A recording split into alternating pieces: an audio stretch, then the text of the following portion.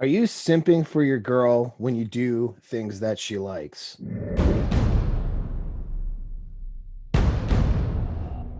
I'm Paul, Apex Mindset, over at apexmindset.net. If you need to book a consultation, get on my email list, like the video, share the video, subscribe.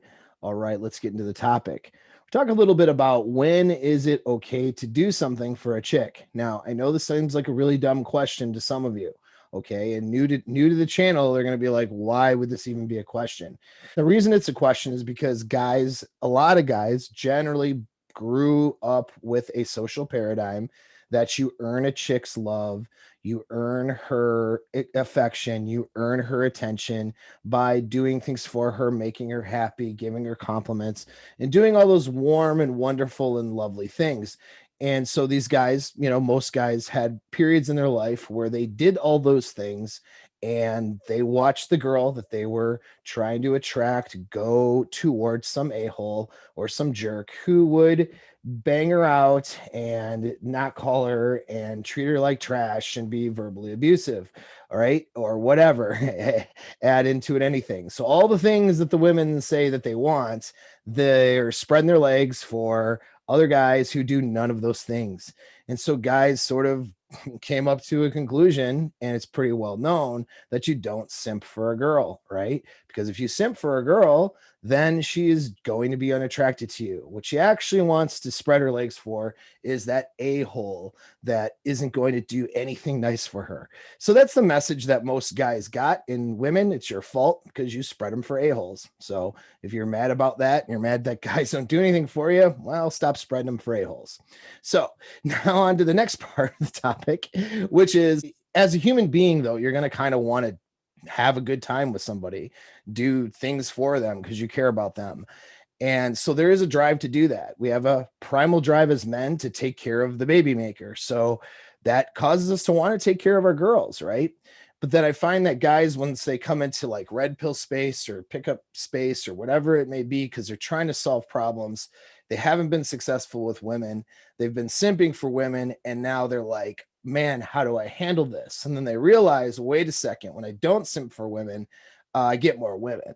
And so guys will think that they have the magical wand, that they found the magic totem here of not doing anything for a chick, right?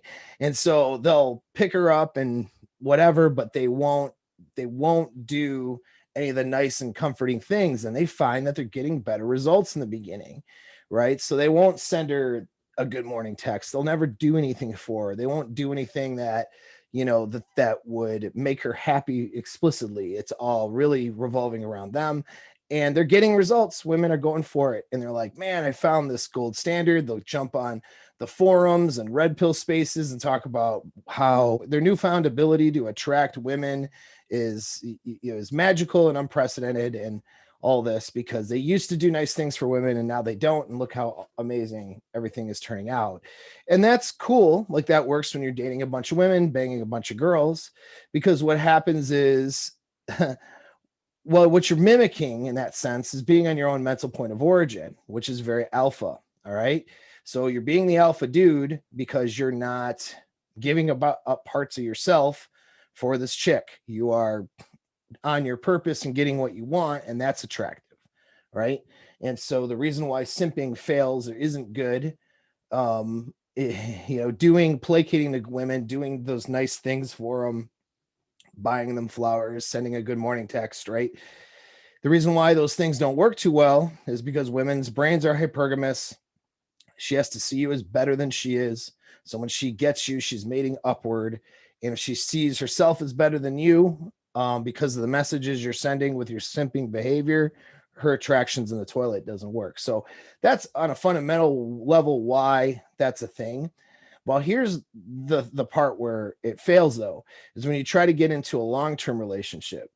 So you try to move into a long-term relationship and you try to maintain this behavior of, I'm not going to do anything for this woman, right? I'm going to maintain this framework of basically a level of selfishness to try to keep her attracted to you.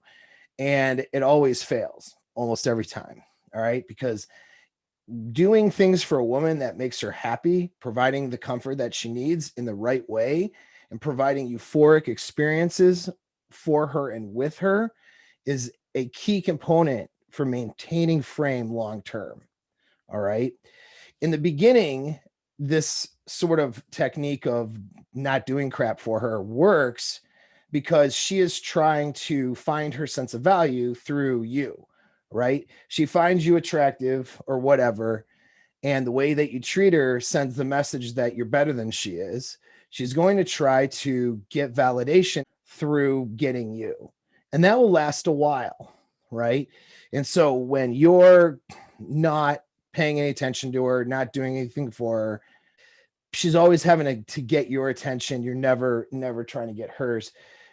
She's gonna for a while be very attracted to you because she's going to be trying to earn you, and it works. I've watched lower SMV guys get higher SMV women because those women had something inside them that was a little bit insecure, a little bit low self-esteem, and this guy would treat them not often, not necessarily abusive, although that can work too, but they would just treat them kind of like crap. They wouldn't really do anything for them. They wouldn't really express that they care about them. And that kept these women coming after these guys. So you think you have a magical power when you've sort of mastered this aspect of it. But the problem is you're not balanced enough usually. Most guys don't know how to balance it out. And so later on, once she's in it with you in a long-term thing, that honeymoon phase wears off. She's at some point, she's going to feel like she has you. Even if you're banging other women and keeping her at arm's length, you could do that for, a couple of years. And eventually she'll say to herself, well, this is the best that I could get out of this guy. And you know what? It's not that great. And so I'm going to move on. I'm going to go somewhere else. And that's what ends up happening. They fall completely out of frame, right? Because there isn't that euphoric experience. You're not that good in the bedroom, okay? You're not providing euphoric experiences for her, and you're not providing any comfort for her. So when she decides at some point that she no longer needs your validation to have a sense of value in herself, she decides to seek that validation someplace else, or she actually does get you in, let's say, a commitment or cohabitation or something like that. Well, now her self-esteem is satisfied and her sense of value is satisfied. And now you're no longer attractive for anybody that she wants. You're keeping her coming after you because she's trying to fill a void within herself. Now, girls who are 10s and 9s, right, who have much higher self-esteem, this does not work with them. And so most of you guys who are doing this and pulling this off, sure, you're getting laid, but you're getting laid with 7s, all right? And sometimes 6s, sometimes less than that. Now, there are the occasional hot woman who has something very wrong with her on the inside, and this sort of strategy will work for a little bit longer, but eventually it does usually implode. Okay. So how do you do? So now to the question so now you understand, in order to maintain frame, then you can't just keep up this charade of treating her of lower value, because it's eventually going to blow up in your face. Not to mention, I don't know about you, but I'm not the type of guy who really wants to have to run that sort of game all the time. It's a lot of effort. You have to be a dick. It's just like, I don't care to do that. I'm not a toxic person. I'm not a drama person. So for me, I just want to have a chill, happy lifestyle, and keeping a girl in pocket by treating her kind of crappy and kind of keeping that negative tension all the time creates this drama and creates a situation in my life that it really doesn't serve me. I can get laid and I can have good experiences with women without having to do that. So for me, it doesn't serve me too well. But again, a lot of you guys in this space, you came from simping hard for girls, and now you're not doing that. And so now you're left with this question. Well, gee, I'm in this LTR now, or I've been dating this girl for 6 months, and you're left with this thing like, I want to do some things for this girl because I like her better and she's earned a place in my life much higher than a casual dating partner, but I don't know how to navigate this. How do I do things for this chick and not lose frame and not have her not have her devalue me? Is really what it boils down to. How do I do stuff for my girl, have a good time with my girl without her thinking that I am lower value than her, without her thinking that I'm a beta for doing this?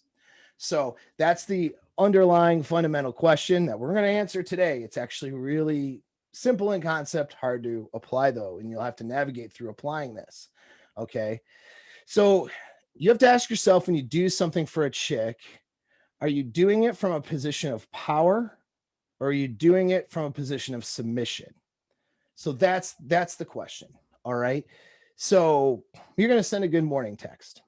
All right. Let's just say you're going to say, hey, sexy, I hope you have a good day. Something like that in the morning. All right. Now, are you doing it out of obligation? Are you doing it because she's been whining that you never send her texts in the morning? Are you doing it right? Because if that's the case, you're doing it from a position of submission. If you're trying to appease her or placate to her because she's mad, frustrated, or she's having bad behavior, you're doing it from a position of submission. If you're noticing that she's drifting away from you, she's texting you less, she's less interested in you, and you're like, you want her attention and your time, and you have that needy feeling inside of you, and you're sending that good morning text, you're doing it from a position of submission. Now that good morning text is beta. You see what I mean? Because you're behaving like a beta male when you do it. You got it? Now, if I send a chick, hey, sexy, I hope you have a good morning, right? Or good morning, whatever, just simply good morning, and it comes from me, it's an alpha male sending a good morning text. It's not a beta male simping for a girl. Why is that? Because if I send a text as simple as good morning, it comes from a position of power. Okay. She's been doing all the things right to provide happiness for me. She's been complimenting my life. Things have been going well. Maybe I banged her out last night, put her in a coma, and things are amazing, right? And then I left early to go do some work, and she left for her day, and I say, good morning, hope you slept well. That is an alpha sending a good morning text. You see what I'm saying? I'm not doing it from a position of submission. I'm not doing it from a position of needing this. I'm doing it from a position of power. Okay. I can bring flowers to a girl. It's an alpha male giving a girl flowers when I do it, because I'm doing it from a position of power. Okay. Meaning I'm rewarding good behavior, or I'm doing it because I feel like it and my SMV is perceived as higher. I'm not doing it because it's a pattern of behavior, meaning I get flowers every Friday, or I better keep fresh flowers in the vase. Like, that's not why. Okay. I'm not doing it because she's sad or angry, or because I screwed up, or because I need to apologize. Oh, baby, I'm so sorry. Here's the flowers because I screwed up.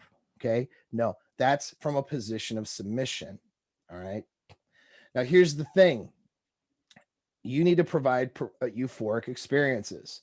That starts in the bedroom. Okay. But it doesn't end there. All right. So you have to have amazing knockout bomb ass sex with these girls. All right. Now, that means for her, not for you. I mean, it should be bomb for you too, but you get what I'm saying. Right. So she has amazing euphoric experiences in the bedroom. Then you have amazing experiences periodically, even on small scale throughout the week. All right. Great times. What does this do? If you go back to my frame series, you want to create a emotional dependency. And I don't mean that in an unhealthy way, but I mean that in a pair bonded, healthy way. Her neurochemicals fire when you're around. Okay. She gets the dopamine rush when she's talking to you throughout the day, and she knows she's going to get laid from you later, or she's hoping she's going to. Okay. She gets that serotonin warm feeling when she's just chilling out with you or whatever. You have a nice dinner together or something. She's, gets that massive oxytocin dump when she's close to you, and when she's, post orgasm from you. You need to create this, because if you don't, you'll not have the emotional buy-in for her to stick around. Once the value part of herself is satisfied, where she either decides she doesn't care to seek value, a sense of value from you, or she has you in a commitment, or she has you in a regular relationship where you're regularly coming to her for sex and companionship, and then she knows, okay, I got this guy. Once she has you or says, I don't care anymore, she's out of there unless she has these great euphoric feelings to fall back on. If you don't do nice things for your girl, and if you don't create experiences for your girl, she will not stick around after that point. And if she does, it's because she is probably someone with low self-esteem who's going to bring drama in your life. Or she's someone who's so far below your sexual market value that you really could be doing a lot better.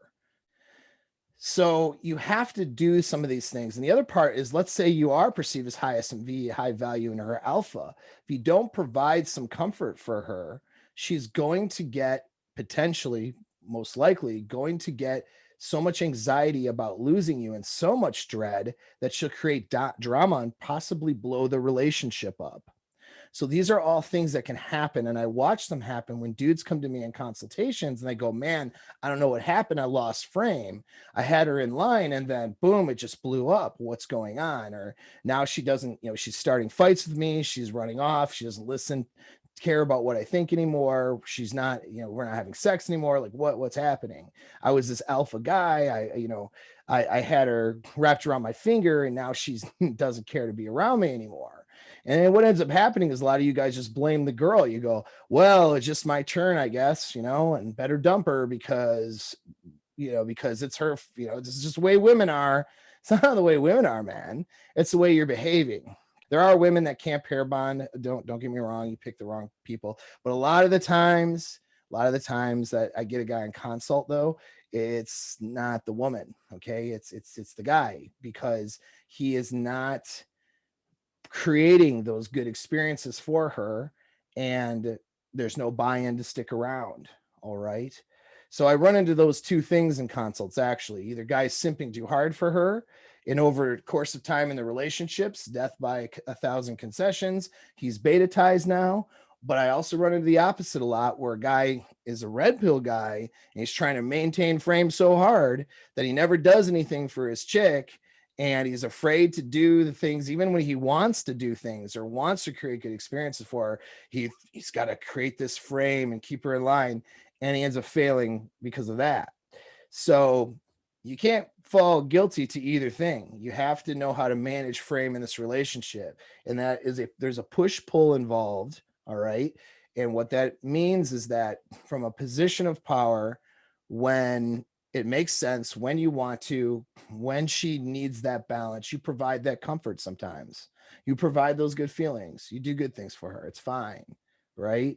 And you do good things together, all right? And you create euphoric, high emotion, create awesome experiences that are not comfort, but that are like high tension, high arousal experiences, both sexually and socially, right?